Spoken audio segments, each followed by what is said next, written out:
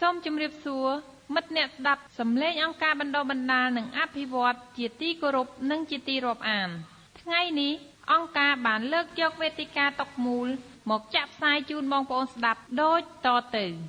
ជាបឋមខ្ញុំបាទហេងសវត្តរាជាអ្នកសម្របសម្រួលកម្មវិធីតុកមូលរបស់អង្គការបណ្ដុះបណ្ដាលនិងអភិវឌ្ឍសូមក្រាបថ្វាយបង្គំព្រះថេរានុថេរៈគ្រប់ព្រះអង្គជាទីគោរពសក្ការៈ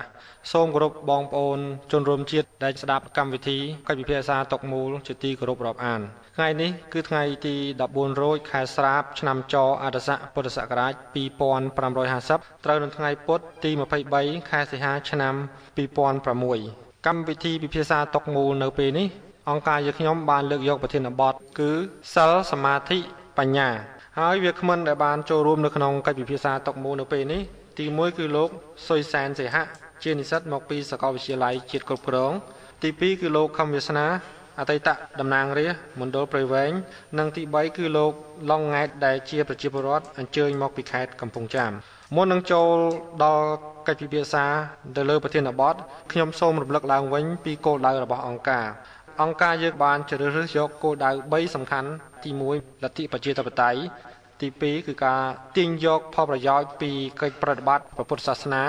និងទី3ការអប់រំសិលធម៌សង្គមលទ្ធិប្រជាធិបតេយ្យបើសិនយើងនិយាយដោយសង្ខេបទៅគឺអំណាចរបស់ប្រជាពលរដ្ឋឬទម្រង់នៃការគ្រប់គ្រងប្រទេសមួយដោយប្រជាពលរដ្ឋមានន័យថាប្រជាពលរដ្ឋជាអ្នកបោះឆ្នោតជ្រើសរើសតំណាងរបស់ខ្លួនឲ្យដឹកនាំប្រទេសហើយបើសិនតំណាងនោះមិនបំពេញការងារបម្រើឲ្យផលប្រយោជន៍របស់ប្រជាពលរដ្ឋគឺប្រជាពលរដ្ឋមានសិទ្ធិទម្លាក់តំណាងនោះដោយស្វ័យប្រវត្តិទី2គឺការទាញយកផលប្រយោជន៍ពីកិច្ចប្រតិបត្តិព្រះពុទ្ធសាសនាយើងដឹងហើយថាប្រជាពលរដ្ឋខ្មែរយើងប្រហែលជាង 80% គឺគោរពនិងប្រតិបត្តិព្រះពុទ្ធសាសនាម្នាក់បានចំណាយធនធានប្រាក់កាសកម្លាំងកាយនិងពេលវេលាយ៉ាងច្រើនទៅលើព្រះពុទ្ធសាសនាប៉ុន្តែអង្គការយើងសង្កេតឃើញថាប្រជាពលរដ្ឋយើងហាក់ដូចជាមិនបានទាញយកនៅផលប្រយោជន៍ឲ្យបានច្រើនជាអតិបរមាពីកិច្ចប្រតិបត្តិនិងការចំណាយធនធានរបស់ខ្លួនទៅលើពុទ្ធសាសនាឡើយហើយចំណុចទី3គឺការអប់រំសិលធម៌សង្គមក្នុងការគ្រប់គ្រងប្រទេសមួយ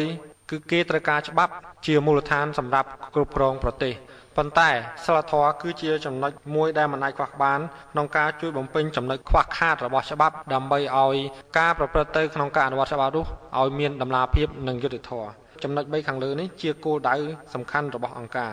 ហើយមុននឹងចូលដល់កិច្ចពិភាក្សា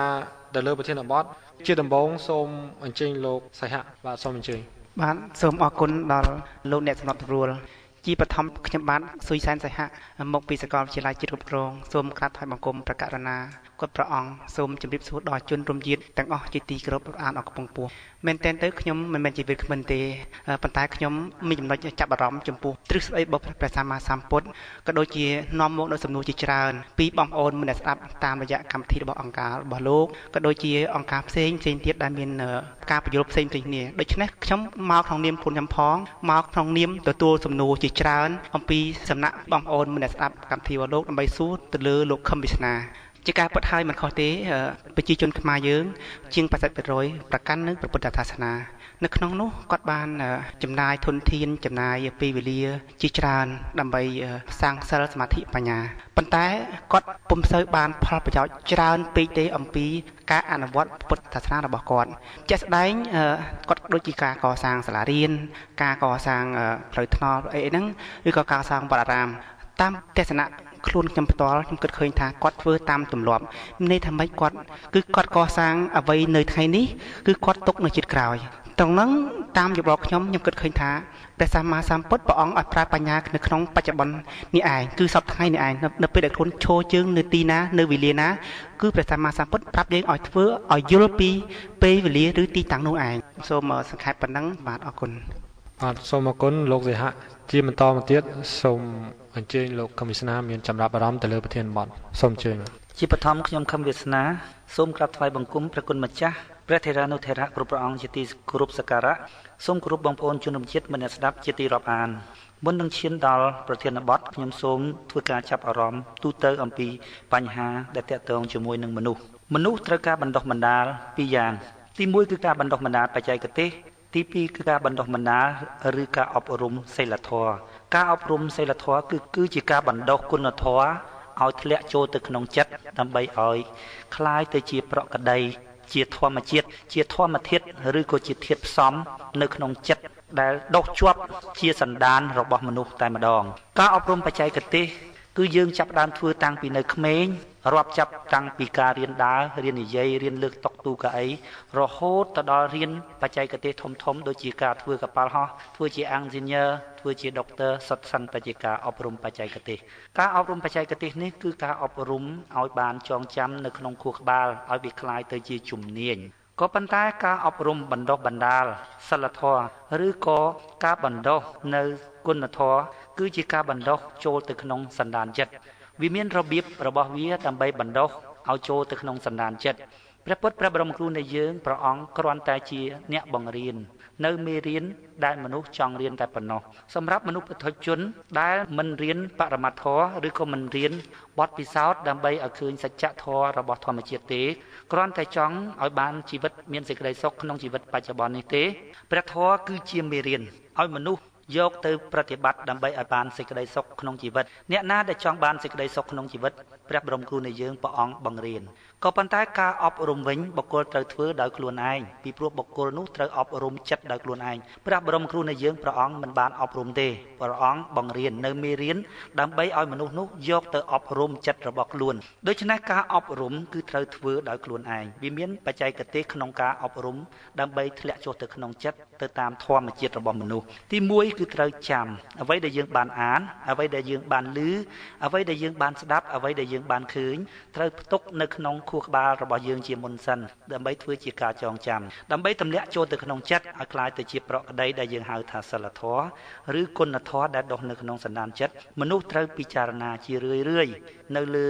ការយល់ការគិតគុណធម៌មួយណាដែលអ្នកចង់បណ្ដុះនៅក្នុងចិត្តគិតជារឿយៗគុណធម៌ទាំងអស់នោះត្រូវបណ្ដុះចូលទៅក្នុងចិត្តដោយខ្លួនឯងត្រង់ចំណុចនេះយើងអាចសន្និដ្ឋានបានថាការអប់រំចិត្តគឺត្រូវធ្វើដោយខ្លួនឯងព្រះបរមគ្រូនៃយើងព្រះអង្គគ្រាន់តែបង្រៀនអំពីវិធីក្នុងការអប់រំចិត្តព្រះអង្គមិនបានអប់រំអូសទាញបុគ្គលណាឡើយព្រះធម៌គ្រាន់តែជាមេរៀនព្រះពុទ្ធព្រះបរមគ្រូជាគ្រូគាត់បង្រៀនអំពីវិធីក្នុងការអប់រំចិត្តប៉ុន្តែការអប់រំបុគ្គលនោះត្រូវធ្វើដោយខ្លួនឯងបុគ្គលនោះចង់ឲ្យមានគុណធម៌បែបណានៅក្នុងចិត្តដើម្បីឲ្យបានគុណធម៌បែបណានៅក្នុងចិត្តនោះព្រះពុទ្ធព្រះបរមគ្រូនៃយើងព្រះអង្គប្រាប់អំពីវិធីពេលណាយើងបណ្ដុះនិស្ស័យល្អគុណធម៌នៅក្នុងចិត្តហើយជីវិតរបស់យើងនឹងបានសេចក្តីសុខសេចក្តីសុខនៅពេលនេះគឺបានដោយការពិសោធន៍បុគ្គលទាំងឡាយណាមិនអាចពិចារណាឬក៏ចងចាំបានទេ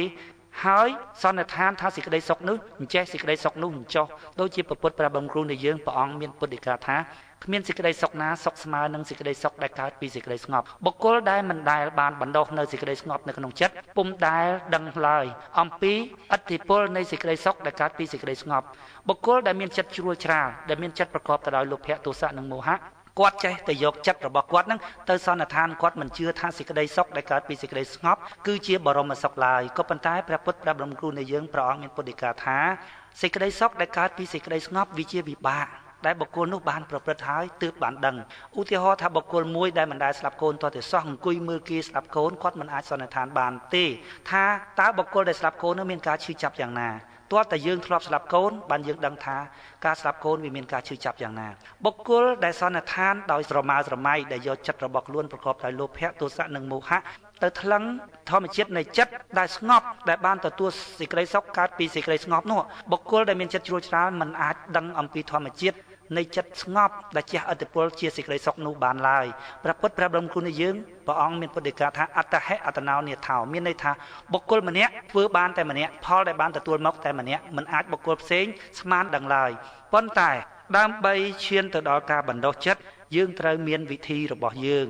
នោះហើយគឺជាមេរៀននៅក្នុងទីនេះយើងនិយាយអំពីសិលសមាធិបញ្ញាដែលយើងពលាតមកគឺអធង្គិកមៈដែលមានចំណុច8គឺសមាទិដ្ឋិសមាសង្កប្បៈសមាវិជ្ជាសមាកមន្តៈសមាអាជីវៈសមាវិយមៈសមាសតិនិងសមាសមាធិដែលយើងពង្រួម3ទៅគឺសិលសមាធិបញ្ញាយើងនឹងទៅជែកពិភាក្សាអំពីមេរៀនទាំងអស់នេះថាតើវាមានប្រយោជន៍យ៉ាងណាចំពោះខ្លួនយើងនិងចំពោះសង្គមជាតិហើយវិធីបណ្ដុះនៅសន្តានចិត្តល្អឬក៏គុណធម៌ទៅក្នុងចិត្តនោះគេបណ្ដុះរបៀបណាហើយផលប្រយោជន៍វានឹងបានយ៉ាងណាយើងនឹងពិភាក្សានៅពេលបន្តិចទៀតសូមអរគុណលោកវាគ្មិន ជាបន្តទៀតនេះខ្ញុំសូមអញ្ជើញលោកលងង៉ែតដែលជាប្រជាពលរដ្ឋអញ្ជើញមកពីខេត្តកំពង់ចាមមានចំណាប់អារម្មណ៍ទៅលើប្រធានបទសូមអញ្ជើញបាទសូមអរគុណចំពោះលោកសម្បត្តិសមូលនៅក្នុងឱកាសពេលនេះខ្ញុំសូមកាប់ថ្វាយបង្គំចំពោះព្រះគុណជាម្ចាស់គ្រប់ព្រះអង្គជាទីសក្ការៈសូមគោរពលោកសម្បត្តិសមូលនិងវិក្កាមិនទាំងអស់ខ្ញុំជាប្រជាពលរដ្ឋមួយរូបដែលជាអ្នកកាន់ព្រះពុទ្ធសាសនាយើងដែរក៏ប៉ុន្តែខ្ញុំក៏បានស្ដាប់នៅក្នុងកម្មវិធីរបស់អង្គការបណ្ដុះបណ្ដាលនិងអភិវឌ្ឍអង្គការរបស់លោកហើយខ្ញុំយល់ឃើញថាការបកស្រាយចែកវែកញែកអំពីពុទ្ធសាសនានោះខ្ញុំយល់ឃើញថាវាត្រូវដែលអង្គការរបស់លោកបានបង្កើតឡើងនោះពិតហើយសពថ្ងៃយើងឃើញថាពុទ្ធបរិស័ទចំនួនច្រើនរហូតដល់80ទៅ90%ដែលកាន់ពុទ្ធសាសនាគាត់កាន់ពុទ្ធសាសនាខ្ញុំយល់ឃើញថាគាត់មិនបានគោរពឲ្យបានត្រឹមត្រូវតាមពុទ្ធវាទរបស់ព្រះសម្មាសម្ពុទ្ធនៃយើងនោះឡើយសពថ្ងៃយើងឃើញថាពុទ្ធបរិស័ទគាត់គោរពរហូតដល់បែបបន់ការជឿរហូតដល់អុជធូបជាដើមហើយឬក៏គាត់ទៅសុំសិលនៅក្នុងវត្តក៏គាត់មិនយល់ដល់ផ្ទះវិញគាត់និយាយដើមគេគាត់និយាយភូតភៅអីជាដើមអានោះគឺជាបែបបទមួយដែលខុសឆ្លាស់អំពីព្រះពុទ្ធដែលផ្ដល់មេរៀនឲ្យមនុស្សគ្រប់រូបយកមកអនុវត្តនៅក្នុងនេះខ្ញុំក៏មិនមែនជាវិក្កាមិនដែលចេះដឹងជ្រៅជ្រះនៅក្នុងពុទ្ធសាសនាទេក៏ប៉ុន្តែខ្ញុំបានយល់ខ្លះហើយនៅក្នុងពេលនេះខ្ញុំចូលមកដើម្បីសាកសួរទៅលោកខឹមវិស្នាដែលជាអ្នកឆ្លើយខ្ញុំសូមអរគុណសូមប៉ុណ្ណឹងទៅចុះបាទសូមអរគុណលោកសិហៈមានសំណួរសម្រាប់ទៅលោកវិក្កាមិនយើងទេបាទលើប្រធានបទគឺសិលសមាធិបញ្ញានេះបាទជាបន្តទៀតខ្ញុំសូមគោរពសូមក្រាបថ្វាយបង្គំបកករណាគ្រប់ព្រះអង្គជាថ្មីម្ដងទៀតសូមជម្រាបសួរដល់ជនរួមជាតិជាថ្មីម្ដងទៀតឆ្លងតាមការចាប់អារម្មណ៍របស់លោកខឹមវិស្នាអំបញ្ញមិញលោកបានបកស្រាយថាព្រះសម្មាសម្ពុទ្ធឲ្យយើងគិតជាដំបូងសិលសមាធិបញ្ញាហើយគាត់បានភ្ជាប់ជាមួយនឹងអដ្ឋង្គិកមៈទាំង8ក្នុងនោះលោកសង្កត់ធ្ងន់ទៅលើការសមាធិគឺការយល់ត្រូវប៉ុន្តែនៅក្នុងនោះមានប្រវត្តិខ្មែរជាច្រើនណាស់ជាពិសេសសមាជិកជនគាត់គិតឃើញថាតាមទម្លាប់គ្រូរបស់គាត់នៅក្នុងសាលាទាំងខ្ញុំក្តីទាំងពួកគាត់ក្តីក៏ដូចជាប្រវត្តិដតីទីក្តីគាត់យល់ឃើញថាដំបូងដៃគឺគេការគិតដំបូងសិនការគិតដំបូងការគិតគឺជារឿងទី1ប៉ុន្តែហេតុអ្វីបានជានៅក្នុងអដ្ឋង្គិមៈទាំង8របស់ព្រះសម្មាសម្ពុទ្ធព្រះអង្គត្រាស់ឲ្យសមាធិការយល់ត្រូវដំបូងគេហេតុអីបានមានខុសគ្នាទៅនឹងពីតាមទម្លាប់តាមសាលាក្តីតាមមហាវិទ្យាល័យធំក្តីប្រទេសគេក្តីគេថាគិតត្រូវដំបូងសិនទើបយល់ត្រូវជាក្រោយបាទសូមលោកបកស្រាយអស់ចម្ងល់ផងបាទអរគុណសូមអរគុណចំពោះសំណួររបស់លោកសីហៈចំណែកលោកលងង៉ែតតើលោកមានជាសំណួរសម្រាប់វាគ្មិនយើងទេបាទសូមអរគុណខ្ញុំមានសំណួរខ្លះដើម្បីចោទសួរដល់លោកវិក្កាមិនខ្ញុំឆ្ងល់នៅក្នុងពុទ្ធសាសនាគេនិយាយថាមនុស្សភាគច្រើនគេនិយាយថាកម្មផលវាកម្មផលនេះដោយលោកសីហៈគាត់បានបញ្ជាក់ថាធ្វើថ្ងៃនេះទុកជាក្រោយបាទហើយកម្មផលនេះខ្ញុំក៏ឆ្ងល់ថាហេតុអីកម្មផលនេះវាកើតចេញពីមនុស្សដែលធ្វើឯងបានជាមានជាតិមុខជាតិក្រោយបាទសូមអរគុណសូមអរគុណចំពោះសំណួរលោកអញ្ចឹងសូមលោកវិក្កាមិនសូមមេត្តាជួយឆ្លើយនៅសំណួរសូមអញ្ជើញសូមគោរពបងប្អូនជនរួមជាតិមិត្តស្ដាប់សាជាថ្មីមនុស្សយើងធ្វើតាមការយល់និងអាចធ្វើតាមចិត្តការយល់ក៏ជាមូលហេតុធ្វើឲ្យតួរាងកាយនឹងធ្វើសកម្មភាពចិត្តក៏ជាមូលហេតុបណ្ដាលធ្វើឲ្យមនុស្សនឹងធ្វើសកម្មភាពតួខ្លួនដូចជាគ្រឿងយន្តអញ្ចឹងធ្វើតាមការយល់ឬក៏ធ្វើតាមចិត្តការយល់ត្រូវមនុស្សធ្វើត្រូវចិត្តនោះប្រកបដោយលោភៈទោសៈមោហៈសកម្មភាពនៃកាយទាំងអស់គឺត្រូវបម្រើចិត្តនោះដូច្នេះការយល់ឲ្យបានត្រូវដើម្បីរុញរាងកាយធ្វើឲ្យបានជាប្រយោជន៍សម្រាប់បុគ្គលខ្លួនឯងផងនិងសម្រាប់អ្នកនៅជុំវិញផងគឺជារឿងចាំបាច់ដើម្បីបណ្ដុះឲ្យមានការយល់ត្រូវក៏ប៉ុន្តែជួនកាលការយល់ក៏មិនឈ្នះចិត្តដែរព្រោះថាចិត្តដែលគ្មានការអប់រំចិត្តកញ្ជ្រោលជានិច្ចកាលចិត្តដែលមានលោភៈទោសៈវាបាំងអស់បញ្ញាបាំងអស់ការយល់ត្រូវទាំងឡាយដូច្នេះតួចិត្តនេះក៏ជាតួដែលត្រូវអប់រំដែរការអប់រំមនុស្សសំខាន់បំផុតគឺការអប់រំចិត្តទោះបីជាការអប់រំឲ្យមនុស្សយល់ក៏ការយល់នោះតម្រង់ទៅរកការអប់រំចិត្តដែរពីព្រោះនៅក្នុងតួខ្លួននេះតួចិត្តធំជាងគេបំផុតមិញលោកសិហៈគាត់សួរខ្ញុំថាបើតាមអធង្គិកមៈចំណុចទាំង8របស់ព្រះពុទ្ធចាត់ទុកថាសមាធិជារឿងទី1គឺការយល់ត្រូវនៅក្នុងអដ្ឋង្គិកមៈទាំង8គឺសមាធិជាចំណុចទី1សមាធិគឺការយល់ត្រូវលោកសសែនសិហៈគាត់និយាយថានៅក្នុងសាលារៀនគេច្រើនតែនិយាយថាគិតត្រូវបានដល់យល់ត្រូវខ្ញុំលើកឧទាហរណ៍ដូចជាឧបមាដែលយើងទៅរៀនគ្រូបញ្យលគាត់សួរយើងថាតើបងប្អូនទាំងអស់គ្នាយល់អត់យើងថាខ្ញុំអត់យល់ទេខ្ញុំអត់ទាន់យល់ទេគ្រូគាត់ច្រើនតែប្រើពាក្យថាប បើមិនទាន់យល់ទេគិតបន្តិចទៀតទៅយល់ហើយអញ្ចឹងមានន័យថាការគិតនាំទៅដល់ការយល់ត្រូវចុះហេតុអ្វីបានព្រះពុទ្ធព្រះបរមគ្រូនៃយើងព្រះអង្គដាក់ថាយល់ត្រូវមុនបានគិតត្រូវក្រោយតាមគំនិតរបស់ខ្ញុំហើយខ្ញុំពិចារណាទៅលើអថង្គិកមៈហ្នឹងខ្ញុំយល់ថាអ្វីដែលព្រះពុទ្ធតម្រៀបត្រូវជាងពីព្រោះនាំទៅដល់ការគិតត្រូវគឺត្រូវយល់ថាការគិតនាំឲ្យមានការយល់ត្រូវយល់ថាអញ្ចឹងសិនយល់ថាការគិតនាំទៅដល់ការយល់ត្រូវអញ្ចឹងយល់ការយល់មុនយល់ថាគិតទៅគិតបន្តិចទៀតទៅនឹងគិតត្រូវយល់ថាអញ្ចឹងសិនសំកាត់ដងតិចយល់ថាគិតទៅដល់យល់ថាមានតម្រើត្រឹមត្រូវយល់ថាគិតត្រូវមិនមែនយល់ថាគិតត្រូវហ្មងទេយល់ថាការគិតនាំទៅរកពន្លឺនៃបណ្ដោះបញ្ញាប៉ុន្តែយល់ដំបងដៃទៅមិនទាន់ត្រូវណាគ្រាន់តែយល់តោះតែប្រើការគិតទៅយល់ឃើញចំណុចត្រឹមត្រូវក្រោយឧទាហរណ៍លំហាត់ធរនេះមើលគេឲ្យថាចាត់កោណកាយមួយមានមុំកាយ90ដឺក្រេមានចុងចាប់បំកាយប៉ុណ្ណេះហើយចុងចាប់បំកាយមួយទៀតមកថាចុងចាប់បំកាយទាំងពីរនេះមាន30សង់ទីម៉ែត្រគេឲ្យកណនីរោគអ៊ីប៉ូក្រេតាមរង្វង់ធនមានអ៊ីប៉ូក្រេស្មើនឹងផលបោកជ្រុងចាប់បំកាយក្រេអញ្ចឹងការយល់ដំបូងមិនតាន់ឈានដល់យល់ត្រូវទេគាត់តែយល់តោះតែប្រើការយល់សិនថាទើបមានការគិតជាចុងក្រោយមិនលោកដូចថាយល់ត្រូវជារឿងត្រឹមត្រូវខ្ញុំសូមសង្ខេបសំណួររបស់លោកសិហៈឡើងវិញលោកសិហៈចង់សួរមានន័យថាបើសិនយល់មិនតាន់ត្រូវធ្វើម៉េចបាននាំទៅរកការគិតត្រូវមែនទេលោកសមាទិដ្ឋិមានន័យថាយល់ត្រូវរួចហើយសមាទិដ្ឋិហ្នឹងមានន័យថាយល់ត្រូវយល់ថាគិតទៅវាបានវិចេញយល់ថាអញ្ចឹងសិនចុះបើយល់ថាហេមិនបាច់គិតទេដើរលេងវិញចេញហ៎តែយល់ថាអញ្ចឹងគាត់ធ្វើអញ្ចឹងហ៎យល់ថាគួយគិតទៅចេញហើយអាហ្នឹងយល់ថាប្រើរូបមន្តនេះទៅវិចេញអាហ្នឹងហើយយល់ថាគួយពិចារណាបន្តិចទៅវិចេញអាហ្នឹងយល់ថាអញ្ចឹងសិនបើលោកមិនយល់ថាអញ្ចឹងលោកនឹងដើរចេញអត់ទាំងបានដល់ការគិតផងពួកយល់ថាការគិតហ្នឹងវាអត់ប្រយោជន៍ហើយទោះតែយល់ថាការគិតទៅវានឹងចេញហើយយល់អញ្ចឹងមុនសិនយល់អាហ្នឹងគេហៅថាយល់ត្រូវ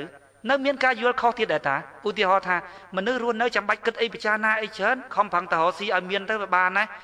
អាហ្នឹងយល់ប៉ុន្តែយល់ខុសមច្ឆាទិដ្ឋិហោយល់ស្អីទៀតឧមាថានយោបាយរឿងរបស់គេតាមិនទៅគិតអីរឿងនយោបាយយើងរាល់ថ្ងៃនេះមិនមែនរឿងនយោបាយនាំឲ្យយើងក្រគឺរឿងយើងរកស៊ីវាអត់បានតាណែគាត់យល់មច្ឆាទិដ្ឋិអញ្ចឹងបានប្រពុតព្រះបរមគ្រូនៃយើងព្រះអង្គថាមុនគេបំផុតគឺសមាទិដ្ឋិការយល់ត្រូវបាននាំទៅដល់ការគិតត្រូវខ្ញុំយល់ថាការតម្រៀបដំណើរការក្នុងជីវិតដំណើរការបណ្ដុះបញ្ញានិងដំណើរការប្រើបញ្ញារបស់ព្រះពុទ្ធគឺអថង្គិកមៈទាំង8ហ្នឹងខ្ញុំយល់ថាការតម្រៀបហ្នឹងជាការតម្រៀបត្រឹមត្រូវពួកព្រះអង្គតម្រៀបហើយយកមកឲ្យយើងពិចារណាមិនមែនឲ្យចាំទេពីព្រោះចាំជាសតមយៈបញ្ញាប្រើមិនទាន់បានជាប្រយោជន៍ទេត្រឹមតែចាំទាល់តែយើងយល់បានជាបញ្ញាថ្នាក់កណ្ដាលចន្តាមយៈបញ្ញាថ្នាក់កណ្ដាលបើបញ្ញាដែលកើតមកពីបទពិសោធន៍អានឹងបានបញ្ញាអស្ចារ្យបញ្ញាត្រាស់ដឹងឯងបញ្ញាហ្នឹងក៏ប៉ុន្តែក្នុងជីវិតសាមញ្ញធម្មតាដែលយើងប្រើក្នុងជីវិតរបស់យើងធម្មតារស់នៅក្នុងជីវិតជាប្តីប្រពន្ធរៀងរាល់ថ្ងៃជីវិតគ្រួសារជីវិតសង្គមជីវិតអីរាល់ថ្ងៃបញ្ញាដែលកើតមកពីការពិចារណាហ្នឹងគឺវាគ្រប់គ្រាន់សម្រាប់ឲ្យយើងប្រើហើយព្រះពុទ្ធព្រះបរមគ្រូនៃយើងព្រះអង្គតម្រៀបចំណុចទាំង8នៃអថង្គិកមៈហ្នឹង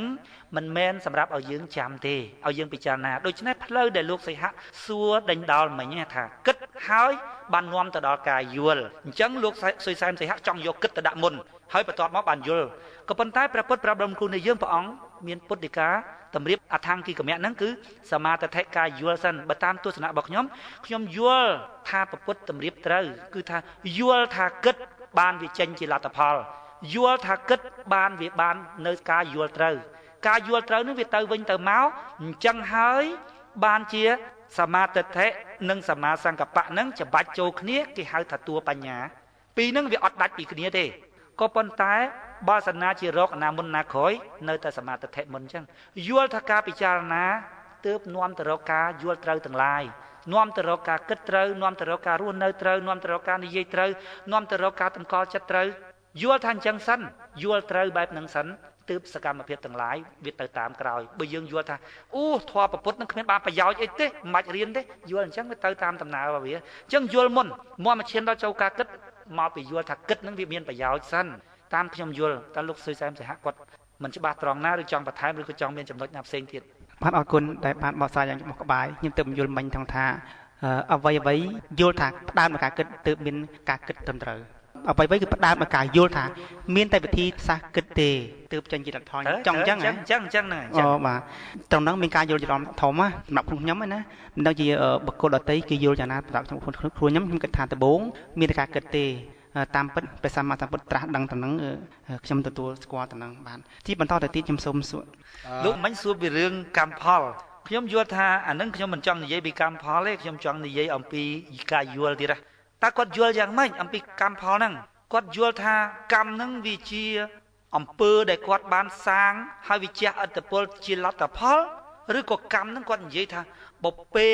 ឬក៏និយាយថាកម្មក្រាស់តាមគំនិតរបស់គាត់ហ្នឹងឬក៏ចង់និយាយថាទេវតាដាក់ទំនាយកម្មហ្នឹងវាយល់ត្រូវយល់ទៅនឹងសិនតែគាត់យល់ខុសពីត្រង់ចំណុចហ្នឹងហើយសកម្មភាពទាំងឡាយមកតែយល់ខុសហើយបើគាត់យល់ថាកម្មហ្នឹងវាជាការកំណត់ដោយទេវតាដោយយមរាជឬក៏ដោយវត្ថុស័ក្តិសិទ្ធិណាមួយទៅលើឥទ្ធិពលនៃជីវិតរបស់គាត់ការយល់របស់គាត់អញ្ចឹងសកម្មភាពរបស់គាត់នាំទៅរកអញ្ចឹងហើយគាត់នាំទៅរកការបែបបន់នាំទៅរកអីចឹងអញ្ចឹងបានប្រពុតប្រាប់រំគ្រូនៃយើងក្នុងអធង្គីកមៈចំណុចទាំង8ហ្នឹងសមាទិដ្ឋិមុនគេយល់ត្រូវនៅយល់ថាកម្មមានន័យថាម៉េចព្រោះកម្មគឺជាភាសាមួយបង្កើតនៅក្នុងបង្កើតឡើងប្រើនៅក្នុងព្រះធម៌បើបង្កើតនៅក្នុងព្រះធម៌កម្មមិនមែនជារបស់មើលឃើញមិនមែនជាតុកមិនមែនជាកទូមិនមែនជាកៅអីដែលយើងស្ទាបបានជាធម្មជាតិនៃធម្មយ៉ាងដែលដឹងដោយបញ្ញាតើអ្នកកំណត់ថាកម្មនោះជាអ្វីដែលតាមទ្រឹស្ដីពុទ្ធកម្មគឺជាទង្វើដែលបុគ្គលមួយបានធ្វើហើយបើយើងនិយាយឲ្យជ្រៅហើយយើងពិសោធន៍តាមវិធីវិបស្សនាឲ្យឃើញបរមត្ថធម៌គឺតជាតិអញ្ចឹងវាជាអំពើដែលបុគ្គលនឹងបានសាងវិជ្ជាឥទ្ធិពលដល់ក្នុងជាតិនេះផងនិងជាតិបន្តទៅផងមិនមែនមានឥទ្ធិពលដោយបុគ្គលដែលមានឥទ្ធិពលដូចជាព្រះដូចជាទេវតាដូចជាវត្ថុស័ក្តិសិទ្ធិណានៅក្នុងលោកមកចាត់ចែងវាសនារបស់យើងបើគាត់យល់តែអញ្ចឹងឲ្យគាត់ចេញការគិតរបស់គាត់ឲ្យផុតអំពីបធរពួកបធរប្រើពាក្យកម្មនឹងគឺមានន័យថាអំពើដែលបុគ្គលនឹងបានសាងបើគាត់យល់ក្នុងន័យនឹងហើយកម្មផលរបស់គាត់គឺត្រូវប៉ុន្តែឃើញលោកគាត់មិនយល់ក្នុងន័យហ្នឹងគាត់និយាយថាវត្ថុស័ក្តិសិទ្ធិនៅក្នុងលោកនេះមានព្រះដែលនៅឋានលើឬក៏ទេវតានៅឋានលើវត្ថុស័ក្តិសិទ្ធិទាំងឡាយដែលមានឥទ្ធិពលកែច្នៃជីវិតរបស់គាត់ណែបើគាត់យល់ក្នុងផ្លូវហ្នឹងសូមឲ្យគាត់ដកការប្រតិបត្តិគាត់ពីពុទ្ធសាសនាពីព្រោះពាក្យកម្មនេះគឺជាពាក្យដែលប្រើក្នុងព្រះធម៌មានន័យថាជាទង្វើដែលបុគ្គលនោះបានសាងបុគ្គលនោះបានសាងវិជ្ជាឥទ្ធិពលទៅដល់បុគ្គលនោះក្នុងជាតិនេះផងនិងក្នុងជាតិបន្តផងបើគាត់យល់ក្នុងន័យហ្នឹងគាត់យល់ត្រូវវាសំខាន់ទៅលើការយល់របស់គាត់សូមអរគុណបាទសំណួរចេះតែកើតឡើងជាបន្តមិញលោកបានបកស្រាយសង្ខេបបំពីអថង្គិមទាំង8ទី1លោកបានព្រះសម្មាសម្ពុទ្ធព្រះអង្គបានត្រាស់ថាសមាទិដ្ឋិការយល់ត្រូវសមាសង្កបៈសមាវិជ្ជាសមាកមន្តៈសមាអាជីវៈសមាវិជ្ជាមៈសមាសតិសមាសមាធិនៅក្នុងទាំង8អង្គហ្នឹងព្រះអង្គលោកច្បាច់ចុះនេះគឺសិលសមាធិបញ្ញាលោកអាចបកស្រាយបានទេថាតើព្រះសម្មាសម្ពុទ្ធឲ្យមនុស្សយើងគ្រប់រូបហ្នឹងប្រកាន់ជាធម្មតាជាអចិន្ត្រៃយ៍គឺសិលសមាធិបញ្ញាតើសិលសមាធិបញ្ញានេះមានប្រយោជន៍សំខាន់របៀបណានៅក្នុងជីវិតរស់នៅប្រចាំថ្ងៃរបស់ជនរួមជាតិមិនថាចិត្តសាសនាទេគឺមនុស្សលោកទូទៅតែម្ដងបាទសូមលោកបកស្រាយបានច្បាស់លាស់ឲ្យបានច្បាស់លាស់ងាយស្រួលឲ្យបងប្អូនមិនស្ដាប់ឬក៏ពុទ្ធសាសនិកជនយើងបានអស់មន្ទិលក្នុងអារម្មណ៍គាត់ផងបាទអរគុណសូមទោសលោកជាចំពោះសំណួរនេះខ្ញុំយល់ឃើញថាយើងចាំចុងក្រោយបន្តិចសិនប៉ុន្តែខ្ញុំយល់ឃើញថាដំបូងបំផុតយើងគួរតែណែនាំបងប្អូនដែលជាអ្នកស្ដាប់ឲ្យយល់ឲ្យស្គាល់សិនថាអ្វីជាសិលអ្វីជាសមាធិហើយនិងអ្វីជាបញ្ញាហេតុអីក៏មានលំដាប់លេខរៀងពីសិលទៅសមាធិទៅបញ្ញាអញ្ចឹងតើលោកលង៉ែតមានសំណួរតាក់ទងនឹងប្រធានបទយើងដែលផ្ដោតទៅលើសិលសមាធិបញ្ញាទេបាទខ្ញុំមានជាមតិរបស់ខ្ញុំឯណាលោកបានសួរថាសិលសមាធិបញ្ញាហើយប្រធានបទយើងបានបង្កើតឡើងថាសិលសមាធិបញ្ញាសិលបើយើងនិយាយទៅជាភាសាសាមញ្ញរបស់យើងគឺថាសិលប្រតិជាឬគឺប្រកដីឬគឺប្រែថាក្បាលហេតុអីបើខ្ញុំថាអញ្ចឹងពីព្រោះសិលយើងធ្វើអីមួយអាស្រ័យសិលដូចជាយើងធ្វើវិន័យមកឲ្យមានសិលហើយសិលប្រតិជាកាលណាមនុស្សដែលមានសិលគឺតិចហើយប្រកដីស្ងប់ហើយទី2គឺសមាធិប្រែថាធ្វើចិត្តឲ្យស្ងប់រងាប់កាលណាបើមនុស្សគ្រប់រូបមានសមាធិនៅក្នុងខ្លួនគឺមានការស្ងប់នៅក្នុងចិត្តទី3គឺបញ្ញាការយល់ដោយវិញ្ញាណការយល់ការដឹងឬគឺប៉ះដោយអារម្មណ៍គេហៅថាបញ្ញាការដឹងដោយអារម្មណ៍ហើយសិលសមាធិបញ្ញានេះតាមគំនិតរបស់ខ្ញុំគឺខ្ញុំយល់អញ្ចឹងបាទប៉ុណ្ណឹងខ្ញុំសូមអរគុណបាទជាបន្តទៀតសូមអញ្ជើញលោកវាគ្មិនសូមលោកមានយោបល់ទៅលើប្រធានបទសូមលោកវាគ្មិនជួយបញ្យល់អត្ថន័យមួយអ្វីទៅជាសិលអ្វីទៅជាសមាធិនិងអ្វីទៅជាបញ្ញាបាទសូមអញ្ជើញ ជាបឋមខ្ញុំសូមរាប់អង្គទាំង8របស់អថង្គិកមៈសិនទី1គឺសមាទិដ្ឋិទី2គឺសមាសង្កបៈទី3គឺសមាវាចាទី4គឺសមាកមន្តៈទី5គឺសមាអាជីវៈទី6គឺសមាវិយមៈទី7គឺសមាសតិនិងទី8គឺសមាសមាធិបើយើងសង្ខេបអំពីរឿងសិលសមាធិបញ្ញាសមាទិដ្ឋិនិងសមាសង្កបៈសមាទិដ្ឋិគឺនៅអង្គទី1គឺសមាទិដ្ឋិនិងសមាសង្កបៈពីរនេះជាតួបញ្ញា3ទៀតសមាវិចាសមាកមន្តៈនិងសមាអាជីវៈជាតួសិលទី3ខាងក្រោមគឺសមាវិយាមៈសមាសតិនិងសមាសមាធិគឺជាតួសមាធិបើយើងរាប់ពីសិលសមាធិបញ្ញា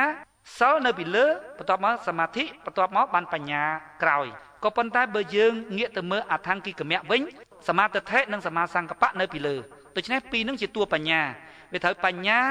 សិលសមាធិទៅវិញអញ្ចឹងវាខុសគ្នារឿងអីដែលយើងតម្រៀបជួរគ្នាតម្រៀបអង្គទាំង8នៅក្នុងអថង្គិកមៈវាទៅជាតួបញ្ញានៅពីលើបន្ទាប់មកសិលបន្ទាប់មកបានសមាធិដល់ពេលមករាប់វិញគឺថាសិលសមាធិបញ្ញាទៅវិញនិយាយអំពីដំណើរការប្រើបញ្ញាអថង្គិកមៈគឺនិយាយអំពីដំណើរការប្រើបញ្ញាបើសិនជាយើងប្រើបញ្ញាក្នុងការ process វាក្នុងការដំណើរការវត្ថុដែលផលិតបានហើយយើងយកមកប្រើគឺយើងប្រើបញ្ញាមុនធ្វើអ្វីក៏ដោយផ្ដើមដោយបញ្ញាមុនប៉ុន្តែមនុស្សភាគច្រើនគឺផ្ដើមដោយចិត្តដែលមិនទាន់បានជំរះដាច់មិនទាន់បានវិបស្សនាធ្លាក់ដល់និរោធដែលហៅថាចិត្តប្រកបដោយមេត្តាករុណាមុទិតាឧបេក្ខានោះដែលគេហៅថាបំណងល្អនោះកាលណាចិត្តមិនទាន់ដល់កម្រិតនឹងទេចិត្តពុំមានតួនាទីក្នុងការដឹកមុខទេគឺមានតែតួបញ្ញាទេគឺសមាទិដ្ឋិនិងសមាសង្កបៈយល់ត្រូវហើយត្រេះរិះត្រូវអានឹងជាដើមហេតុប៉ុន្តែមនុស្សភាគច្រើនអត់អញ្ចឹងទេណាតណ្ហាវាដឹកមុខនោះចិត្តដឹកមុខចង់ធ្វើនេះចង់ធ្វើនោះចង់ធ្វើនេះចង់ធ្វើនោះហើយតួបញ្ញានេះទៅវិញលិបបាត់វាទៅជាអ្វីដែលជាបទពិសោធន៍នឹងជួយដោះស្រាយបញ្ហាចិត្តឧទាហរណ៍ថាបើចង់បានរបស់គេចង់មកលួបយកដីគេចង់លួបលន់ចង់អីចឹងអ្វីដែលជាបទពិសោធន៍នៅក្នុងការត្រេះរិះពិចារណាដើម្បីសម្រេចបំណងរបស់ចិត្តនឹងចាប់ដើមធ្វើឡើងចិត្តដឹកមុខគេថាអ្នកងងឹតឲ្យអ្នកខ្វាក់ដើរដឹកដៃអាហ្នឹងមុខជាដឹកដើរចូលព្រៃទាំងអស់គ្នាហេតុអ្វីបានជាការត្រេះរិះពីនឹងពេលនឹងខ្ញុំហៅថាខ្វាក់ទៅវិញពីព្រោះពាក្យថាបញ្ញាមានន័យថាការយល់ត្រូវហើយចុះបើវិធីត្រេះរិះទាំងឡាយជាវិធីត្រេះរិះដើម្បីសម្រេចបំណងអាក្រក់របស់ចិត្តហ្នឹងចិត្តដែលប្រកបដោយលោភៈទោសៈមោហៈអានឹងមានហៅបញ្ញាណាអញ្ចឹងបានមនុស្សខូចទាំងឡាយតែចាត់ទុកជាមនុស្សឆ្លាតលបិញធ្វើនយោបាយបោកប្រាស់ទៅលិចទៅកើតគេថាបុគ្គលនឹងមានបញ្ញាមានន័យថាយល់ត្រូវបើត្រឹមតែត្រេះរិះពិចារណាដើម្បីសម្រេចគំនិតរបស់ចិត្តនេះសម្រេចបំណងរបស់ចិត្តនេះសម្រេចតណ្ហារបស់ចិត្តនេះមានហៅអីបញ្ញាកើតគ្រាន់តែជាមធ្យោបាយក្នុងការដោះស្រាយល្បិចកលដែលខ្លួនបានសាងទុកនៅក្នុងខួរក្បាលជាបច្ចេកទេសមួយយ៉ាងជាបទពិសោធន៍ក្នុងការធ្វើអំពើអាក្រក់ដែលឲ្យចិត្តដឹកមុខហ្នឹងខ្ញុំសូមកាត់លោកវាគ្មិនបន្តិចចំពោះការយល់ត្រូវហ្នឹងគឺយល់ត្រូវដើម្បីបំរើផលប្រយោជន៍ផ្ទាល់ខ្លួនឬបំរើផលប្រយោជន៍អ្នកណាម្នាក់ឬក៏ផលប្រយោជន៍អ្វីដែរបាទពាក្យថាយល់ត្រូវមួយម៉ាត់នេះណាមនុស្សគឺភ្ជាប់នឹងប្រយោជន៍ពុទ្ធព្រះបរមគ្រូនៃយើងព្រះអង្គថាបុគ្គលដែលមិនចេះរកប្រយោជន៍គឺបុគ្គលនឹងបំផ្លាញខ្លួនឯងផងបំផ្លាញពិភពលោកផងការដែលសិក្សាអំពីមេរៀននៃកិច្ចប្រតិបត្តិឲ្យបានសេចក្តីសុខនៅក្នុងជីវិតនេះមានន័យថាមានប្រយោជន៍នៅក្នុងនឹងហើយព្រះពុទ្ធព្រះបរមគ្រូនៃយើងដឹកនាំមនុស្សឲ្យរកប្រយោជន៍ក៏ប៉ុន្តែមនុស្សណាដែលគិតតែពីប្រយោជន៍ផ្ទាល់ខ្លួនមនុស្សនឹងបំផ្លាញប្រយោជន៍ផ្ទាល់ខ្លួនហើយពីព្រោះសង្គមមួយវាមិនអាចរស់នៅតែយើងបានទេវាត្រូវរក្សាលំនឹងរបស់ធម្មជាតិដើម្បីឲ្យបានសេចក្តីសុខដល់យើងត្រូវឲ្យសេចក្តីសុខទៅសង្គមចុះបើយើងយកតែសេចក្តីសុខមកខ្លួនមិនក៏ចាត់ទុកថានឹងជាប្រយោជន៍មនុស្សដែលធ្វើអញ្ចឹងគឺបំផ្លាញប្រយោជន៍ដែលហៅថាប្រយោជន៍គឺប្រយោជន៍ដែលរក្សាបាននៅប្រយោជន៍ផ្ទាល់ខ្លួនផងរក្សាបាននៅប្រយោជន៍សង្គមផងប្រយោជន៍ក្នុងធម្មជាតិផងបានហៅថាប្រយោជន៍កើតបើបុគ្គលមួយទាញតែប្រយោជន៍ចូលក្នុងខ្លួនឯងអានឹងគេហៅថាប្រយោជន៍ផ្ទាល់ខ្លួនឬក៏ហៅថាបំផ្លាញប្រយោជន៍ផ្ទាល់ខ្លួនទៅទៀតខ្ញុំសូមលោកវិក្មិនជួយលើកឧទាហរណ៍បញ្ជាក់ឲ្យច្បាស់ចំនៅក្នុងសង្គមយើងជាក់ស្ដែងតម្ងបានទេបាទអ្វីទៅជាប្រយោជន៍ផ្ទាល់ខ្លួនផងហើយនិងប្រយោជន៍សង្គមផងបាទឥឡូវយើងឧទាហរណ៍ថាមនុស្សម្នាក់ចង់បានលុយកាក់ច្រើនគាត់ទៅកាប់ព្រៃឈើបំផ្លាញធម្មជាតិគាត់យកមកគាត់ថាគាត់តុបតែងផ្ទះគាត់ក៏ប៉ុន្តែគាត់បានបំផ្លាញបរិស្ថានសង្គមតែគាត់រស់នៅក្នុងនឹងដែរទីបំផុតវាបំផ្លាញទាំងគាត់ការមេរៀនរបស់ពុទ្ធដែលយើងនិយាយថាការអប់រំតែតាមពិតមិនមែនជាការអប់រំផងទេគ្រាន់តែជាមេរៀននៃកិច្ចប្រតិបត្តិជីវិតឲ្យបានសេចក្តីសុខ ព្រះពុទ្ធព្រះបរមគ្រូនៃយើងព្រះអង្គមានពុទ្ធដីកាថាកាលណាយើងស្វែងរកប្រយោជន៍ផ្ទាល់ខ្លួនដែលមិនគិតពីប្រយោជន៍របស់សង្គមប្រយោជន៍ដែលវាស្របជាមួយនឹងប្រយោជន៍ធម្មជាតិវាមិនស្របជាមួយនឹងដំណើរជីវិតពិតនៅក្នុងធម្មជាតិគឺជីវិតត្រូវពឹងពាក់គ្នានោះការធ្វើប្រយោជន៍ដើម្បីបុគ្គលផ្ទាល់ខ្លួនបែបហ្នឹងគឺជាការបំផ្លាញប្រយោជន៍ផ្ទាល់ខ្លួននឹងឯងយើងពិចារណាទៅឃើញអញ្ចឹងបានមនុស្សត្រូវចូលតាមផ្លូវត្រូវសិនសមាទិដ្ឋិសិនយល់ត្រូវសិនយល់ថាម៉េចយល់ថាមានតែការពិចារណាទេដែលវាឃើញជាបន្តបន្ទាប់នៅរបបកំហើញធម្មជាតិហ្នឹងបានដឹងថាយើងវាខុសប៉ុន្តែមនុស្សភាគច្រើនមិនព្រមពិចារណាទៅលើគំនិតទៅលើសកម្មភាពរបស់ខ្លួនទេវាច្រើនតែយកពេលទៅពិចារណាលើគេនោះដូចថាកបោកលុយវាបាត់នៅក្នុងផ្ទះមិនព្រមរកក្នុងផ្ទះទេចាក់សោផ្ទះរួចផ្ញើគេថាអញទៅរកកបោកលុយនៅផ្សារមិនព្រមពិចារណាលើសកម្មភាពក្នុងខ្លួនសកម្មភាពរបស់ខ្លួនគំនិតរបស់ខ្លួនវាត្រឹមត្រូវឬមិនត្រឹមត្រូវពិចារណាតែរឿងគេមិនចង់ឈ្នះខ្លួនឯងតែចង់តែឈ្នះគេព្រះពុទ្ធព្រះបរមគ្រូនៃយើងព្រះអង្គថាឲ្យតែចេញទៅខាងក្រៅហើយសូម្បីតែអ្នកវិទ្យាសាស្ត្រនោះជាអាប៉ូឡូឆ្លងភពណាក៏ដោយវាទៅអាណន់អាណៃកជាតិអាណៃកបការរកទីបំផុតគ្មានវាមានតែមករកគោលដៅចុងក្រោយដែលព្រះពុទ្ធព្រះបរមគ្រូនៃយើងពិចារណាលើខ្លួនឯងនេះមកខាងក្រោយមករកស្នឹងវិញមករកដើមខ្សែវិញអានឹងបានមានគោលដល់ពន្លឺត្រាស់ដឹងកាលណាយើងទៅដល់គោលស្នឹងនៃខ្លួនយើងនឹងថាតើយើងមកពីណាហ្នឹងពេលហ្នឹងយើងយល់អស់ធម្មជាតិតែមនុស្សវាមិនព្រមអញ្ចឹងប្រឡែងទៅរកតែខាងក្រៅអានឹងមច្ឆាទិដ្ឋិពីដំបងដៃមច្ឆាទិដ្ឋិយល់ថាទៅរកខាងក្រៅហ្នឹងវាត្រូវនឹងអញ្ចឹងបានតែព្រះពុទ្ធព្រះបរមគ្រូនៃយើងព្រះអង្គថាក្នុងធាតុទាំង8នៃអថង្គិកមៈគឺសមាទិដ្ឋិការយល់ត្រូវជាមុនសិនពីព្រោះអ្វីដែលព្រះពុទ្ធចងក្រងជាមេរៀនគឺបានមកដោយការពិសោធន៍មិនបានមកដោយការអង្គុយគិតពិចារណាអញ្ចឹងបានអ្វីដែលជាការចងក្រងនៅក្នុងព្រះធម៌ពុំមែនជាទ្រឹស្ដីរបស់ព្រះពុទ្ធទេពាក្យថាទ្រឹស្ដីមានន័យថាអង្គុយគិតតែនោះមិនមែនអង្គុយគិតទេគឺបានមកពីការពិសោធន៍ព្រះពុទ្ធយកខ្លួនឯងជាតួសម្រាប់ពិសោធន៍រកមើលខ្លួនឯងពេលណាឃើញសេចក្តីពិតទាំងអស់ហើយដោយវាថាងាប់កូនមួយទៅដឹងទាំងអស់ហើយឈឺចុកបេះដូងយំពីទៅនេះទៅនោះយ៉ាងណាបានទៅសេចងក្រងសុំកាត់លោកវាគ្មិនបន្តិចលោកគ្មិនមានប្រសាសន៍ថាចំណេះដឹងទាំងអស់បានមកពីការពិសោធន៍ដែលចេញមកពីខ្លួនឯងតែបើសិនចង់ដឹងថាអ្នកដែលមានកូនស្លាប់កើតទុកប៉ុណ្ណាយើងពិសោធន៍ខ្លួនយើងតែយើងពិសោធន៍យ៉ាងម៉េចដែរចំណុចនេះខ្ញុំដូចអត់ច្បាស់តែនឹងហើយអញ្ចឹងបានខ្ញុំថាព្រះពុទ្ធព្រះអង្គមានពុទ្ធដីកាថាអត្តហេអត្តនោនិថោមានន័យថាម្នាក់ជួយបានតែម្នាក់ឯងមានន័យថាខ្លួនឯងនឹងជួយខ្លួនឯងដើម្បីយល់សេចក្តីពិតបើមេរៀនជាពធនោះមេរៀនពធ 84000 ពធមខណ្ឌនោះបុគ្គលទាំងឡាយមិនព្រមយកពធហ្នឹងមកមើលឲ្យយល់រួចហើយយកទៅពិសោធន៍ដើម្បីឲ្យឃើញសច្ចៈនៅក្នុងធម្មជាតិពិតប្រាកដទេគ្មានបុគ្គលណាទៅនិយាយប្រាប់បុគ្គលណាឲ្យយល់បានសេចក្តីពិតនឹងទេព្រះពុទ្ធព្រះបរមគ្រូនៃយើងពិសោធន៍ដោយខ្លួនឯងគឺវិបស្សនាធុរៈហ្នឹងដើម្បីរកឲ្យឃើញអញតើខ្លួនអញហ្នឹងជាស្អីដែលយើងសម្គាល់ថាអញហ្នឹងវាមកពីណាគាត់អង្គុយពិចារណាក៏ប៉ុន្តែមនុស្សភាគច្រើនគាត់ប្រើធម្មជាតិដោយគ្មានបានពិចារណាទៅលើធម្មជាតិឡើយខ្ញុំលើកឧទាហរណ៍ថាពលឺចូលតាមកញ្ចក់បើយើងអង្គុយពិចារណាយើងថាម៉េចបានពលឺចូលតាមកញ្ចក់អ្នកមិនដែលគិតគាត់ថាម៉េចហ៎ភ្លើទេហីតែពលឺវាចូលតាមកញ្ចក់អញ្ចឹងហ៎ហើយចុះយើងសួរថាហើយចុះសលេងមិនក៏មិនចូលរួចមកតាមកញ្ចក់ភ្លើទេហ៎តែសលេងវាអត់ចូលរួចអញ្ចឹងគេសួរថាហេតុអីបានអត់ចូលរួចព្រះអង្គចេះតែពិចារណាលើធម្មជាតិហ្នឹងមនុស្សមិនបានមើលឃើញហើយថតយកទៅទុកនៅកន្លែងណានៅក្នុងខ្លួនហ្នឹងឯកសារវាទុកក្នុងទូស្អីបន្ទាប់មកទៀតថ្ងៃក្រោយកន្លែងឃើញទៀតឮទៀតមិនក៏ដឹងទៅរើឯកសារហ្នឹងរបៀបម៉េចមកហើយល្មិចបានបន្ទាប់ពីឃើញទៅមានការពេញចិត្តនិងមិនពេញចិត្តកើតជាកំហឹងកើតជាអីព្រះអង្គពិចារណាហើយពិសោធន៍រកមើលសេចក្តីពិតថាវាទុកឯកសារនៅកន្លែងណាអីកន្លែងណា process របស់វានៅក្នុងខ្លួនហ្នឹងកន្លែងណានោះហើយគេហៅថាដំណើរធម្មជាតិបានដោយការពិសោធន៍ហ្នឹងគឺវិបស្សនាបានយល់ទាំងអស់អំពីដំណើរ process ក្នុងខ្លួនហ្នឹងដំណើរការវិវត្តនៅក្នុងខ្លួនហ្នឹងរហូតដល់រលត់កាយនឹងហើយទៅចាប់ជាតិយ៉ាងម៉េចទៀតនោះព្រះអង្គដឹងទាំងអស់អាបញ្ហាអស់ហ្នឹងបានចងក្រងជាមេរៀនព្រះធម៌សម្រាប់អ្នកដែលចង់ពិសោធន៍ព្រះធម៌គឺជាមេរៀនឲ្យមនុស្សយកទៅពិសោធន៍ដើម្បីឲ្យឃើញសច្ចៈហ្នឹងគឺជាដំណើរពិតរបស់ធម្មជាតិអានឹងសម្រាប់អ្នកដែលចង់ពិសោធន៍ប៉ុន្តែអ្នកដែលមិនបានពិសោធន៍ហើយប្រព្រឹត្តខុសឬក៏ត្រូវបានទទួលផលដូចគ្នាដោយគ្មានប្រកាន់ដូចច្បាប់លោកីយើងថាហេកូនក្មេងទូចទេបើសិនជាវាធ្វើខុសអីវារំលោភគេឬក៏ចាប់គេឬក៏ធ្វើអីបែកបាក់របស់គេគ្មានទោសទេអានឹងច្បាប់តែបញ្ញត្តិតែច្បាប់ធម្មជាតិអត់ចឹងទេភ្លើងវាក្តៅ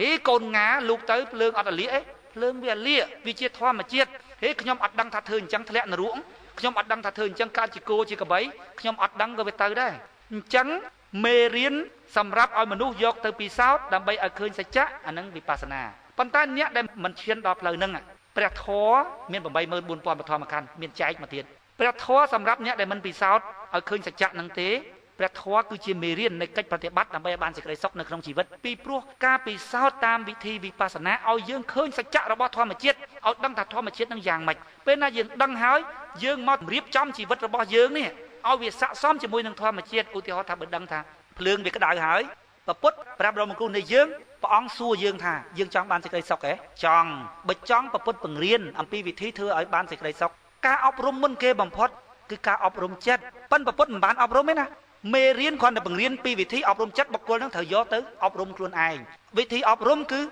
បង្រៀនឲ្យចេះចាំនឹងក្បាលរួចពិចារណាឲ្យរឿយៗធ្លាក់ចូលទៅក្នុងចិត្តពិចារណារឿយៗនឹងព្រះពុទ្ធមកពិចារណាជួយយើងអ្នកពិចារណាបានធ្លាក់ចូលទៅក្នុងចិត្តអញ្ចឹងសម្រាប់អ្នកដែលមិនព្រមវិបស្សនាឲ្យឃើញសច្ចៈនៅក្នុងធម្មជាតិព្រះធម៌មានជាមេរៀនសម្រាប់កិច្ចប្រតិបត្តិដំណើរជីវិតឲ្យបានសេចក្តីសុខពិសោធន៍មើលទៅថាតើចិត្តដែលបានអប់រំតាមវិធីហ្នឹងតាមអថាង្គិកមៈទាំង8ចំណុចហ្នឹងហើ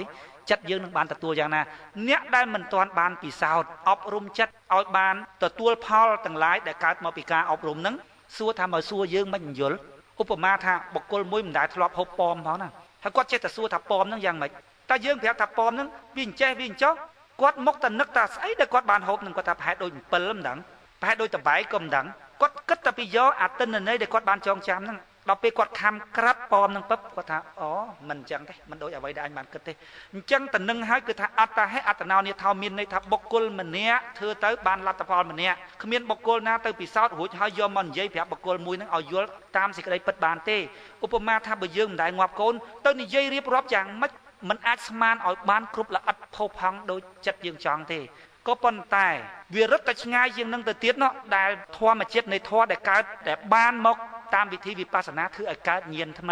ីដែលប្រពុតកើតសពញ្ញុតញាណនោះមានន័យថាឧទាហរណ៍ថាចំោះវាស្គាល់តែក្លិនទេមិនដាច់ស្គាល់តែរសជាតិទេរសជាតិជូររសជាតិផ្អែមប៉មវានៅក្នុងការដឹងរសជាតិដដែលនៅតែប្រើអណ្ដាតដដែលក៏ប៉ុន្តែធម្មជាតិនៃធម៌ដែលយើងដឹងដោយវិញ្ញាណផ្សេងទៀតនោះរៀបរាប់មិនបានទេហាក់បីដូចជាមនុស្សមួយដែលខ្វាក់ពីកំណើតចឹងគាត់ខ្វាក់រហូតបើគាត់ភ្លឺម្ដងហើយគាត់ធ្លាប់ឃើញហើយគាត់មានទិន្នន័យនៅក្នុងខួរក្បាលគាត់ពេលដែលគាត់ខ្វាក់ហើយយើងនិយាយប្រាប់គាត់ថាមីងមួយនោះគាត់មកពាក់អាវក្រហមឬក៏ពាក់អាវសគាត់អាចសម័យបានពីព្រោះនៅក្នុងខួរក្បាលគាត់មានថតទិន្នន័យចូលទៅក្នុងខួរក្បាលរួចហើយចុះបើគាត់ខ្វាក់ពីកំណើតយើងប្រាប់ថាមីងមួយពាក់អាវក្រហមគាត់សម័យប្រហែលដូចជូចឹងហ្នឹងប្រហែលដូចជាធ្លាក់ប៉ោតឬក្តាំងគាត់យកតែវិញ្ញាណរបស់គាត់ទៅនោះតែវិបស្សនាកើតញាណថ្មីសពបញ្ញុតញាណដែលដឹងអំពីដំណើរធម្មជាតិនៅក្នុងលោកទាំងអស់នេះហើយដឹងដោយញាណផ្សេងយកមកនិយាយប្រាប់ឲ្យមនុស្សដែលមានវិញ្ញាណតែ6គឺភ្នែកច្រមុះអណ្ដាតតិចកាយហើយនឹងមโนទ្វាហ្នឹងនិយាយមិនដឹងបើអត់ដឹងត្រង់ចំណុចហ្នឹងហើយបើអ្នកចង់ដឹងសេចក្តីពិត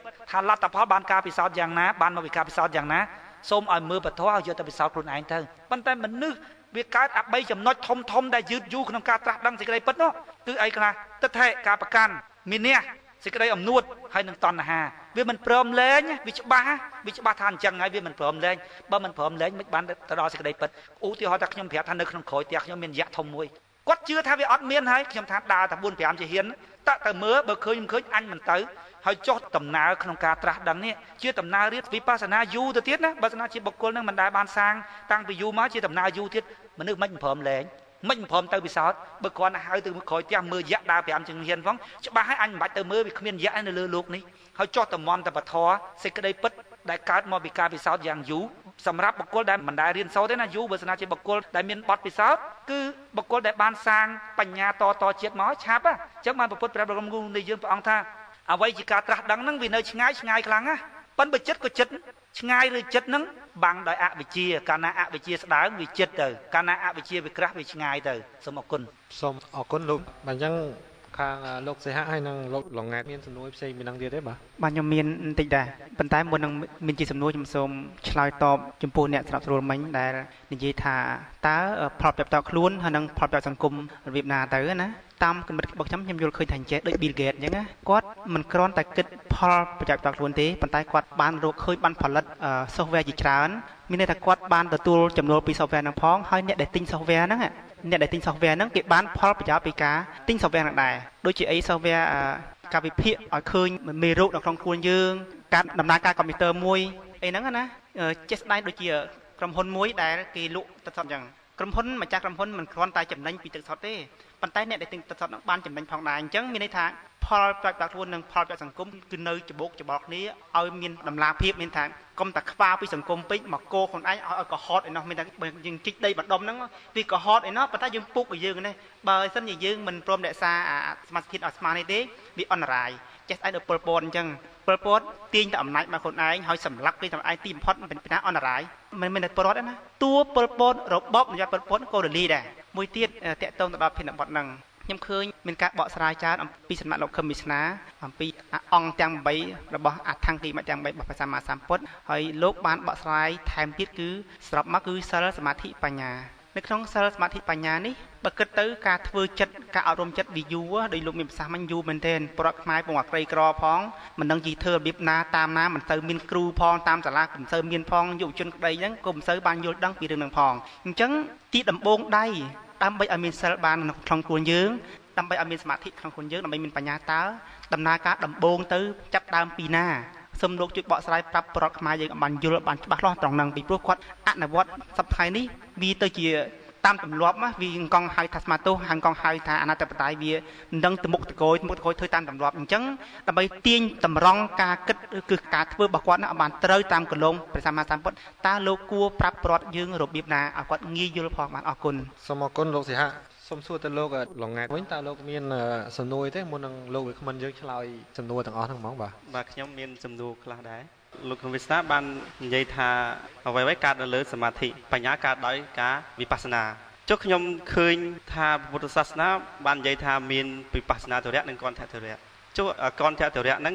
លោកនិយាយថាតទៅធ្វើវិបស្សនាបានស្គាល់ហេតុពិតចុះកន្ធធរៈនោះបើសិនជាយើងរៀនទៅអាហ្នឹងវាអត់មានកើតបញ្ញាឬក៏វាកើតដែរតទៅរៀនវិបស្សនាបានកើតចុះកន្ធធរៈហ្នឹងអត់មានកើតទេសូមអរគុណខ្ញុំសូមផ្ដោតអារម្មណ៍ទៅលើការប្រើអថង្គិកមៈសិនមុននឹងឆ្លើយដល់សំណួរលោកការប្រើផលិតផលដែលយើងបានផលិតមកហើយយើងទៅផលិតឥឡូវយើងចាប់ផ្ដើមប្រើគឺយើងនិយាយអំពីអថង្គិកមៈយើងប្រើក្នុងដំណើរការសកម្មភាពរបស់យើងគឺតួបញ្ញាចេញមុនគេសមាទិដ្ឋិនិងសមាសង្កប្បៈនេះជាតួបញ្ញាដើរមុនគេកុំឲ្យចិត្តដឹកនាំមុខឲ្យពីនឹងអ្នកដឹកនាំមុខប៉ុន្តែមនុស្សសប្ថ្ងៃឲ្យចិត្តដឹកនាំមុខណាចិត្តចង់ធ្វើនេះចិត្តចង់ធ្វើនោះហើយបទពិសោធន៍ទាំងឡាយដែលខ្លួនបានរៀនមកហ្នឹងវាទៅជាជួយដោះស្រាយបញ្ហាផ្លូវចិត្តមិនអញ្ចឹងទេដើម្បីធ្វើអ្វីមួយចិត្តកជ្រួលឡើងសូមយកបញ្ញាទៅគិតវាសិនថាតើខុសឬត្រូវណាដំណើរការហ្នឹងជាដំណើរការប្រើបញ្ញាពេលណាយើងមានការយល់ត្រូវយល់ថាអ្នកធ្វើអញ្ចឹងមិនត្រូវទេធ្វើអញ្ចោះត្រូវធ្វើអញ្ចេះមិនត្រូវធ្វើចោះត្រូវធ្វើអញ្ចេះមិនត្រូវមនុស្សត្រូវឲ្យបញ្ញានឹងដឹកមុខបញ្ញានឹងវាមិនដាច់ពីគ្នាទេរវាងសមាទិដ្ឋិនិងសមាសង្កប្បៈពីនឹងពេលណាយល់ថាគិតត្រូវចាប់ដើមគិតតែពេលណាគិតទៅវាចេះតែឃើញអានឹងនិយាយពីការប្រើអង្គដែលយើងបានផលិតមកហើយគឺប្រើបញ្ញាដែលយើងបានផលិតមកហើយគឺបញ្ញានៅមុនគេប៉ុន្តែនិយាយពីវិធីផលិតបញ្ញាវិញលោកមិញសួរខ្ញុំថាមានតែវិបស្សនាមួយទេដែលកើតបញ្ញាការពិចារណាតាមរបៀបកន្ធធរៈគឺការរៀនមេរៀនមិនចូលទៅក្នុងបន្ទប់ពិសោធន៍មិនមានកើតបញ្ញាទេឬក៏យ៉ាងណាឥឡូវខ្ញុំនិយាយអំពីវិធីបង្កើនបញ្ញាមិននិយាយពីវិធីប្រើបញ្ញាមានន័យថាយើងបង្កើតវាហើយឥឡូវយើងយកមកប្រើមិនយើងយកមកប្រើបើយកមកប្រើយកបញ្ញាមកមុនប៉ុន្តែពេលវិធីបង្កើតបញ្ញាមិនអញ្ចឹងទេសិលមុនសិលរួចហើយបានមានសមាធិរួចហើយបានបញ្ញាកើតក្រោយគេអញ្ចឹងសិលសីលៈដែលខ្ញុំច្រើនប្រើរាល់ដងបកប្រែរាល់ដងបកប្រែថាប្រក្តីពីព្រោះសីលធម៌ហ្នឹងគឺជាធម្មជាតិនៃធម៌ដែលដុសជាប់នៅក្នុងចិត្តដែលដុសជាប់បានគេហៅសីលធម៌មានន័យថាវាទៅជាប្រក្តីរបស់ចិត្តហ្នឹងជាតិផ្អែមជាធម្មជាតិរបស់អំពៅគុណធម៌ទាំងឡាយដែលជាសីលធម៌ហ្នឹងវាដិតនៅក្នុងចិត្តរបស់មនុស្សហើយបានមនុស្សនឹងមានធម្មជាតិមួយយ៉ាងគេហៅថាជាមនុស្សល្អដោយសារមានធម្មជាតិសីលធម៌ហ្នឹងនៅក្នុងចិត្តប៉ុន្តែសីលធម៌នៅក្នុងទីនេះបកប្រែថាក្បាលហេតុអីបានបកប្រែថាក្បាលនៅពេលនេះមានន័យថាដំបូងដើមជាដើមហេតុកាលណាយើងមានសិលមានតួសិលមាននៅក្នុងអថង្គិកមៈគឺសមាវិជ្ជាសមាកមន្តៈនិងសមាអាជីវៈសមាវិជ្ជាគឺការនិយាយត្រូវសមាកមន្តៈគឺការធ្វើត្រូវសមាអាជីវៈគឺការចិញ្ចឹមជីវិតត្រូវណែចំណុច3ហ្នឹងវាជាតួសិលជាតួដំបូងបំផុតខ្ញុំប្រៀបធៀបទៅជាសម្បកដបអញ្ចឹងហើយតួសមាធិតួចិត្តនៅក្នុងដបចេះកាលណាដបហ្នឹងវាអត់កលែងអាចិត្តហ្នឹងវាអត់កឡកអញ្ចឹងសិលហ្នឹងចងកាយមុនគេបំផុតហ្មង រស់នៅឲ្យត្រូវធ្វើទាំងធ្វើឲ្យត្រូវហើយចុះបើរាំទៅច្រៀងទៅកលុកកលាក់ទៅបន្តិចរហស៊ីកាប់នេះទៅបន្តិចរហស៊ីប្រវាញ់អានោះទៅកាយនឹងឆ្លេឆ្លាសួរថាចិត្តវានៅស្ងៀមកាយដែរវាកលក់ទៅកលក់មកបើកលក់ទៅកលក់មកមិនមានសមាធិបើវាអត់មានសមាធិចិត្តនឹងតែជ្រួលជ្រាលហើយមិនមានបញ្ញាមនុស្សយើងរឿងខ្លីប៉ុន្តែពេលចិត្តវាជ្រួលឡើងរកគិតអីអត់ឃើញបញ្ញាវាបាំងបាត់អស់ហើយអញ្ចឹងតួសិលមុនកុំច្លេះច្លាស់ចងកាយសិលចងកាយបានវាមានសមាធិនឹងមានន័យថាចិត្តវាអត់កលក់តម្កល់ចិត្តនឹងត្រូវសមាធិគឺសមាវិយាមៈសមាសតិនិងសមាធិ3នឹងជាតួសមាធិគឺចងចិត្តកាលណាកាយមិនកម្រើកឬក៏កម្រើកតាមបែបបត់ត្រឹមត្រូវមានទាំងពុទ្ធអវាទមានទាំងសិក្ខាបទមានទាំងពុទ្ធវិន័យច្រឡំពុទ្ធអវាទមានទាំងពុទ្ធវិន័យមានទាំងសិក្ខាបទដើម្បីចងកាយនឹងឲ្យវានឹងពេលណានឹងហើយចិត្តមានសមាធិតួបញ្ញាត្រេះរិះឡើងឧបមាថាយើងបើកទ្វារឃ្វាំងមកឃើញប្រពន្ធយើងនៅដេកជាមួយប្រុសពេលហ្នឹងអាបញ្ញាត្រូវដោះស្រាយរឿងហ្នឹងគិតឡើងចាញ់ពួកវាជ្រាលអាចិត្តនឹងឡើងទាញកំភ្លើងបាញ់ពងពេលដែលស្លាប់ទៅជាប់នឹងគុកចិត្តវាស្ងប់ទៅវិញគិតឃើញហ្នឹងអញមិនគួរធ្វើចឹងសោះបើសិនណាជាអញដោះស្រាយតាមរបៀបនេះត្រូវឃើញទេពពុទ្ធបានពិសោធន៍រួចហើយបានចងក្រងនៅបទពិសោធន៍ទាំងអស់ហ្នឹងឲ្យមនុស្សយកទៅពិចារណាក៏កើតបញ្ញាដែរឃើញទេអាហ្នឹងជាការពិចារណាកើតបញ្ញាកាលណាកាយមានសិលមានន័យថាអត់ច្លេះច្លាចិត្តមានសមាធិតែចិត្តមានសមាធិបញ្ញាកើតមានឡើងក៏ប៉ុន្តែវិបស្សនាខ្ញុំមិនដឹងជាខ្ញុំនិយាយថាវិបស្សនានាំឲ្យកើតបញ្ញាឬក៏វិបស្សនាធ្វើឲ្យយើងបោះបញ្ញាឲ្យវាភ្លឺបញ្ញាគឺបានដោយការពិចារណានឹងឯងក៏ប៉ុន្តែបញ្ញាក៏បានដោយការពិសោធន៍ដែរក៏ប៉ុន្តែតួបញ្ញាខ្ញុំលើកឧទាហរណ៍ដូចជាថ្មនឹងកវត្តគេឆ្លាក់មករួចស្រេចនឹងតួបញ្ញាមានន័យថាយើងពិចារណាយើងត្រេះរិះយើងអីទៅបានកើតជាបញ្ញាមកដូចគេឆ្លាក់ចឹងប៉ុន្តែវិបស្សនាដូចយើងបោះរូបចម្លាក់នឹងឲ្យស្អាតចឹងអស់ម៉ែងភ្លើងណាព្រោះបញ្ញានឹងវាបាំងដោយអសវៈបាំងដោយគ្រឿងសៅមងដែលបង្កើតឡើងដោយចិត្តមើលអីអត់ឃើញទេល្ងឹតល្ងល់ទាំងអស់ហើយបាំងអីអត់ឃើញពេលណាយើងវិបស្សនាចិត្តវាថ្លាវិបស្សនានឹងយកអីទៅប្រើថាយកបញ្ញាទៅប្រើដូចគ្នាយកបញ្ញាទៅប្រើឲ្យកើតបញ្ញាទៅទៀតបញ្ញានៅពេលនេះមានន័យថាបញ្ញាដែលកើតឡើងដោយការគិតដែលជារូបចម្លាក់នឹងត្រូវបានបោះឲ្យស្អាតដោយវិបស្សនាអញ្ចឹងបើសិនណាជាកើតបញ្ញាកើតមកវិបស្សនាស្មើគ្នាឧបមាថាវិបស្សនាធ្លាក់និរោធព្រះអរហន្តទាំងឡាយសត្វនិរោធទាំងអស់ហ្នឹងប្រមុខកលៀនក៏និរោធពពុទ្ធក៏វិបស្សនាបាននិរោធព្រះសារីបុត្រក៏វិបស្សនាបាននិរោធបើវិធីវិបស្សនាជាវិធីបង្កើនបញ្ញាមានន័យថាព្រះអរហន្តទាំង3អង្គហ្នឹងបញ្ញាស្មើគ្នាអញ្ចឹងអត់ស្មើគ្នារួចទេពពុទ្ធឆ្លាក់តាមរបៀបពពុទ្ធទៅពពុទ្ធពិចារណាច្រើនបានបញ្ញាហ្នឹងដូចជាឡើងចម្លាក់នៅប្រទាយស្រីអញ្ចឹងទៅស្អាតខ្វង់អញ្ចឹងទៅប៉ុន្តែរួមផ្សែងភ្លើងនឹងគ្នាណាប្រមុខកលៀនពិចារណាទៅដូចជាឡើងរូបចម្លាក់នៅអង្គរវត្តទៅរៀងស្រាលអញ្ចឹងទៅប៉ុន្តែមហេងភ្លើងនឹងគ្នាណាដល់ពេលវិបស្សនាដាច់អាមហេងភ្លើងវាចេញមកខ្វាអស់លីងទៅពពុទ្ធឡើងកវងវងពួកកើតមកពិចារណាកវងវងដល់ពេលប្រមុខកលៀនរៀងស្រាលពិចារណាយូរទៅអាបញ្ញាហ្នឹងវាឡើងជ្រៅទៅវាដាប់ទៅកាន់តែជ្រៅទៅក៏ប៉ុន្តែវិធីវិបស្សនាគឺធ្វើឲ្យស្អាតអាគ្រឿងសៅមងអាគ្រឿងដែលបាំងក៏ប៉ុន្តែ